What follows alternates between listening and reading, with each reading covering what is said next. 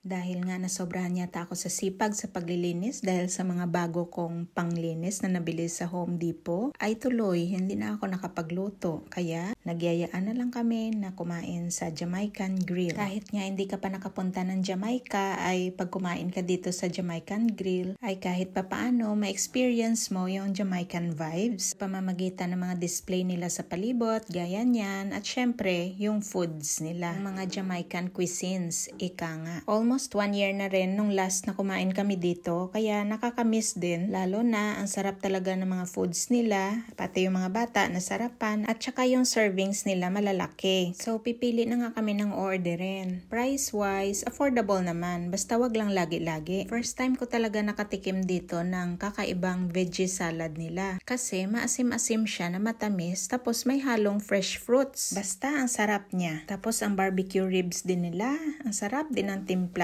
Magfa-family platter nga sana kami para mas tipid. Kaso, ang mga bata naman ay preferred talaga nila ang burger at saka fries. At ito na nga ang sinasabi ko na side salad. May kasama siyang watermelon at saka parang honeydew kasi may pagka-crunchy. At ito naman, iba't ibang mga country sa Caribbean. Pero alam ko hindi lahat yan ay country. Ang iba British territory or US territory. Mga famous places yan sila na binabakasyonan ng mga turista, lalo na sa magaganda nilang beaches. At andito na nga ang food. 'Di ba ang lalaki ng servings nila? Pareho silang order na 3, yung jerk burger. Kaso nga lang yung kay Watson ay sweet potato instead na fries. Ito naman ang order namin ni Walt. 2 klase ng rice. Yung yellow rice at saka parang brown rice na natakpan ng salad. 3 klase ng barbecue na pork spare ribs, chicken, at saka yung catch for the day nila, yung fish na hindi ko maalala kung anong name. So, time to eat muna guys. Wala mo na pansinan, kanya-kanyang kain dahil lahat nga ay gutom.